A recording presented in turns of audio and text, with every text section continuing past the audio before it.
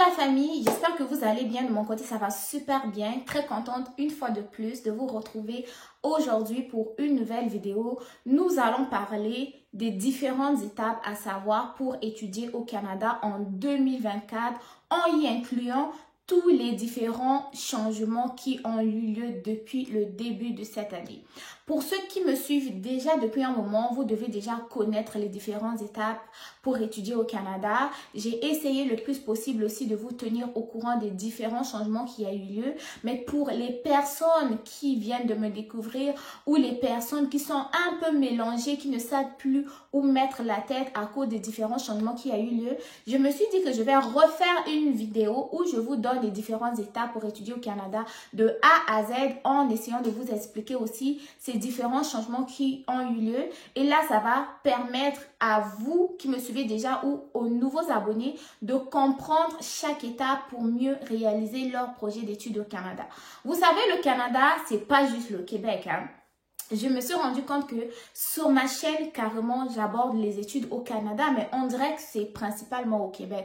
Or, le Canada a plus de 10 provinces et 3 territoires. Okay? Donc, il y a beaucoup d'endroits où étudier au Canada. Donc, sans plus tarder, nous allons commencer par la première étape qui n'est autre que la demande d'admission. La demande d'admission, c'est une façon de manifester sa volonté pour étudier dans un établissement d'enseignement au Canada. Les étudiants étrangers doivent s'inscrire dans des établissements d'enseignement qu'on appelle établissements d'enseignement désignés s'ils veulent obtenir un permis de travail pour diplôme à la fin de leurs études ou s'ils veulent candidater plus tard à la résidence permanente. Donc, pour faire une demande d'admission, vous avez plusieurs possibilités. Pour les personnes qui vont étudier au Québec, pour commencer, vous pouvez faire des demandes d'admission soit dans les universités pour le niveau baccalauréat, maîtrise, doctorat. Vous pouvez faire vos demandes d'admission dans des collèges publics ou privés pour le niveau du collège ou cégep. En fait, vous allez avoir une formation qui est technique ou une formation pré-universitaire, donc qui va vous préparer à aller étudier à l'université. Sinon, vous pouvez faire aussi des demandes d'admission dans ce qu'on appelle des centres de formation professionnelle qu'on abrège CFP. Les CFP vous préparent directement pour le marché de l'emploi. Ils vous apprennent à apprendre un métier. Je ne sais pas si ça se dit apprendre à apprendre, mais ils vous forment directement pour le marché du travail. Ça va être plus pour le Québec. Mais pour le reste du Canada, les autres provinces et territoires, vous avez la possibilité d'étudier dans deux niveaux, soit l'université ou au niveau des collèges. Dans le reste du Canada, il n'y a pas de cégep. Le cégep, c'est un format d'enseignement qui est propre au Québec. Ok, donc au Québec, vous avez la possibilité d'aller cégep, université, centre de formation professionnelle. Mais dans le reste du Canada, vous avez la possibilité d'aller soit à l'université ou dans un collège. Les différents collèges dans le reste du Canada, ils peuvent également vous préparer pour de futures études universitaires ou vous préparer aussi pour le marché de l'emploi. Donc, ça va être vraiment propre à vous de faire des recherches à savoir qu'est-ce qui est mieux pour vous. Si nous parlons de l'admission, nous allons devoir parler de la langue d'enseignement. La plupart des étudiants étrangers qui me suivent sont francophones, donc eux, ils sont plus intéressés par les études en français et vont donc, une fois de plus, s'intéresser au Québec vu que c'est la province francophone du Canada. Mais je dois vous dire que en dehors du Québec, vous avez la possibilité d'étudier en français dans les autres provinces. Par exemple, il y a la province du Nouveau-Brunswick qui est une province officiellement bilingue. Ça veut dire que c'est une province qui va offrir des enseignements en français et en anglais. Et aussi, je vais prendre un autre exemple, comme en Ontario, il y a des universités, il y a une université en particulier, je pense que c'est l'université Laurentienne, qui va offrir la formation en français.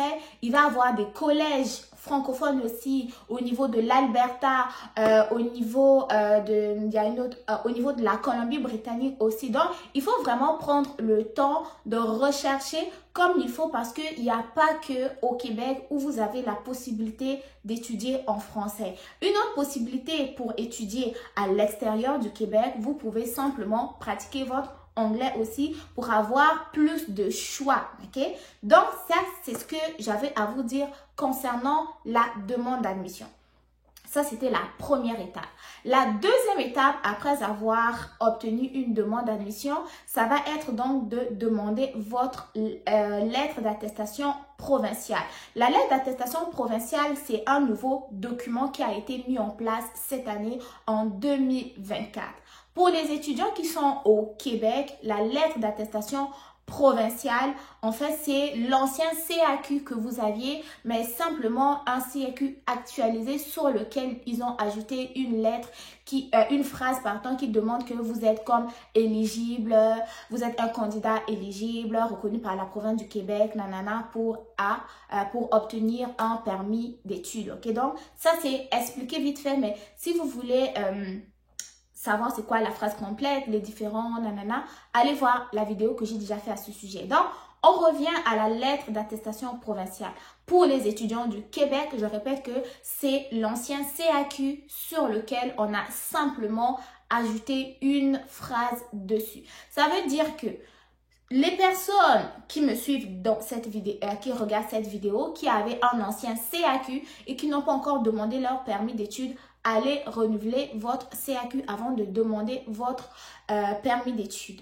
Pour le reste du Canada, la LAP n'est pas encore disponible. Les autres provinces et les autres territoires vont le mettre en place d'ici le 31 mars 2024. Donc, si vous n'avez pas encore reçu votre LAP, il faut attendre, il faut patienter. Ne soyez pas pressés parce que sur le site d'Immigration Canada, la LAP va être disponible d'ici le 31 mars parce que les provinces et territoires sont en train de la mettre en place. Une fois que tout cela sera mis en place, IRCC va publier cette information sur son site internet et si vous êtes inscrit dans les autres provinces du Canada en dehors du Québec, vous allez pouvoir aller vérifier cette mise à jour. Ok? Donc, deuxième étape, la LAP. Troisième étape, après avoir obtenu votre LAP, vous allez faire la demande du permis d'études. Mais avant d'arriver au permis d'études, je voulais revenir au niveau du LAP. Pour les étudiants du Québec, j'ai dit que le LAP, c'était en fait le CAQ sur lequel on avait ajouté une certaine phrase, mais vous devez considérer que depuis le 1er janvier 2024, il y a eu des changements au niveau du CAQ. Le prix a augmenté. L'année passée, c'était 124 $. Pour 2024, le prix du CAQ s'élève maintenant autour de 128 $ et le délai de traitement, c'est 25 jours ouvrables. Ils vont dire 25 jours ouvrables, mais des fois, ça peut durer plus longtemps ou moins que ça. Ok? Mais sinon, la durée qu'ils ont écrit sur leur site internet, c'est 25 jours ouvrables et le coût est de 128 $ par étudiant. Troisième étape, on continue, la demande du permis d'études. La demande du permis d'études se fait sur le site de IRCC. La durée de traitement du permis d'études d'une façon générale, c'est 10 semaines et le coût est de 150 $ par étudiant.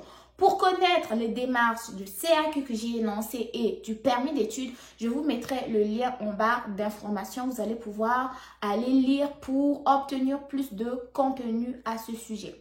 Une fois que tu auras obtenu ton permis d'études, tu vas donc devoir déjà commencer même à trouver ton logement en étant à l'extérieur du Canada avant pour ne pas te retrouver dans des situations un peu compliquées. Je m'explique.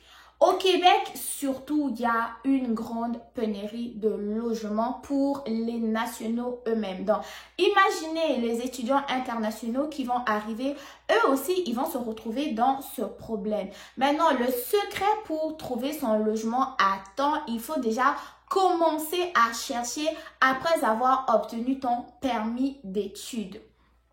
Pour les habitants du Québec, sachez que les offres de logement disponibles se fait déjà à partir du mois de janvier, mars, février. Donc, si tu as déjà obtenu ton permis d'études, commence déjà à chercher. Parce que si tu commences à chercher un logement après le 1er juillet, parce qu'au Québec, tout le monde déménage le 1er juillet, tu vas avoir la difficulté à obtenir un logement. Ok, ça, c'est un conseil que je donne à tout le monde. Commencez à chercher vos logements avant le 1er juillet. Ou chercher un logement, j'ai expliqué 1001 fois, mais je vais répéter. Vous pouvez trouver un logement sur plusieurs sites internet, sur Kijiji, sur l'EPAC. Ok, vous allez sur l'EPAC, vous allez trouver, ou vous allez simplement sur Google, logement disponible à Gatineau, logement disponible à Ottawa, logement disponible à Chicoutimi. Vous allez avoir plusieurs annonces. En dehors de cela, vous pouvez aussi aller sur les réseaux sociaux. Le réseau social qu'on connaît le plus populaire, c'est Facebook. Sur Facebook, vous allez sur Marketplace et vous écrivez logement disponible à Québec, logement disponible à Montréal. Vous trouvez les offres, vous regardez le logement et vous prenez contact avec les propriétaires. Attention de ne pas déjà donner la caution ou payer le loyer, voire 1 mois, 2 mois d'avance. Non, prenez garde. Ici au Québec, on ne peut pas payer, on ne peut pas donner de l'argent pour payer un logement sans avoir signé un bail. Donc, ce que moi, je vous recommande de ne pas vous faire arnaquer. Si par exemple, vous venez à Chicoutimi, intégrez le groupe des étudiants internationaux de Chicoutimi ou de l'UQAC et tout. Écrivez. S'il y a des étudiants qui viennent du même endroit que vous pouvez prendre contact avec un, il va aller visiter, il va vous envoyer des vidéos, mais essayez de trouver vraiment quelqu'un sur place qui va vous aider à valider si ce logement est réel ou pas, ou s'il est disponible ou non. Ok, donc, ne vous faites pas avoir de grâce. Donc, après avoir trouvé un logement, un autre conseil que je vais vous donner, ça va être déjà de commencer à rédiger vos CV pour vous trouver un emploi. Ça fait plusieurs fois que je vois sur TikTok des étudiants qui disent « Ah, moi, je suis à Gatineau ici, ça fait déjà 6 mois, je ne trouve pas d'emploi. Moi, je suis à Montréal, ça fait déjà 10 mois que je ne trouve pas d'emploi. Je suis à Québec City, ça fait des mois et des mois, je ne trouve pas d'emploi. » Les gars, ne vous limitez plus au site internet d'offres d'emploi. Les Indeed là, vous avez postulé, ça n'a pas fonctionné, non. C'est maintenant le moment, l'offre donc, en fait, trouver un emploi, je vous recommande de le faire une fois sur place. Donc, quand tu arrives là, tu essaies un peu d'envoyer tes candidatures sur les sites de recrutement. Mais ne te limite pas là, prends ton CV avec tes mains, promène-toi, va déposer directement aux entreprises. Ok, ça fonctionne vraiment très bien. Ça fonctionne très bien.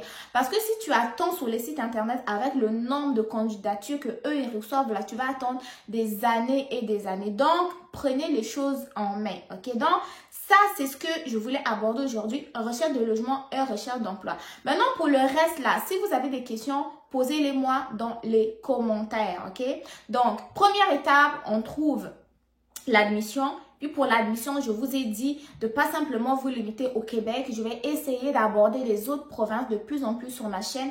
Parce que si au Québec, là, ça fonctionne pas, on va aller ailleurs. Il n'y a pas que le Québec ou Canada. Le Canada, hein, il y a des provinces et des territoires. On va aller ailleurs. Et dans tout le Canada, il y a des communautés francophones un peu partout. OK?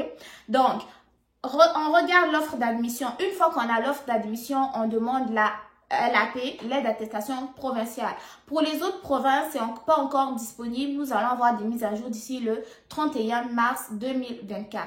Pour le Québec, la LAP, c'est le CAQ sur lequel ils ont ajouté une phrase. Le prix du CAQ pour 2024 s'élève autour de 128 $ avec 25 jours de traitement. OK? Après avoir obtenu le CAQ LAP pour le Québec, le LAP ou CAQ pour le Québec, vous allez demander votre permis d'études. Le permis d'études s'élève autour de 150 $ canadiens et la durée de traitement, c'est 10 semaines. Ok? Donc, une fois que vous avez votre permis d'études, ils vont... excusez-moi, ça me gratte. Une fois que vous avez votre permis d'études, vous savez c'est quoi les prochaines étapes en fait que je ne vais pas lister dans cette vidéo. C'est donc vous préparer pour votre voyage. commencer à trouver un logement et commencer à trouver un emploi. Ce sont vraiment les différentes étapes les plus importantes. Maintenant, en ce qui concerne comment on fait pour demander une admission? Les vidéos sont disponibles sur ma chaîne. Les vidéos sont disponibles sur ma chaîne. Comment on fait pour demander un CAQ? J'ai fait une vidéo que je vais vous publier très bientôt. Mais il y a une vidéo déjà qui est disponible sur la chaîne. Comment on fait pour demander un permis d'études? Je vais vous mettre le lien en bas d'information.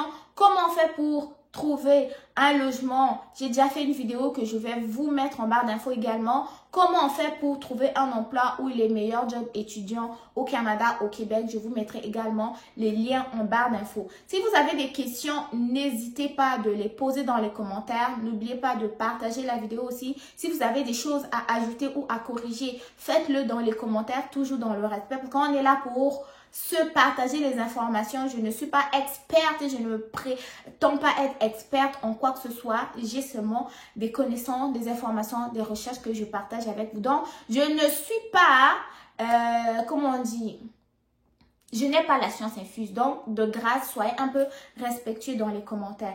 Donc, c'est ce que j'avais à vous dire aujourd'hui. On continue à s'abonner, on reste connecté.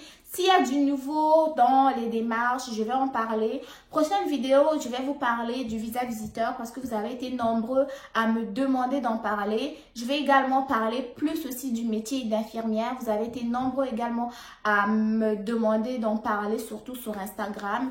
Merci de m'avoir regardé. J'espère que le message a été clair. Je n'ai pas trop radoté parce que vous dites « Ah, celle-là elle parle trop. » Quelque chose que Abraï frère peut dire en 1 minute, là, ça lui prend 10 minutes. Les gars, j'essaie de parler un peu plus vite là, mais je suis essoufflée. C'est pas facile. Donc, comprenez un peu. Donc, on se dit à très bientôt. Bon succès dans vos différentes démarches. Prenez soin de vous. Abonnez-vous, partagez. On se dit à très bientôt, quoi. Bye bye.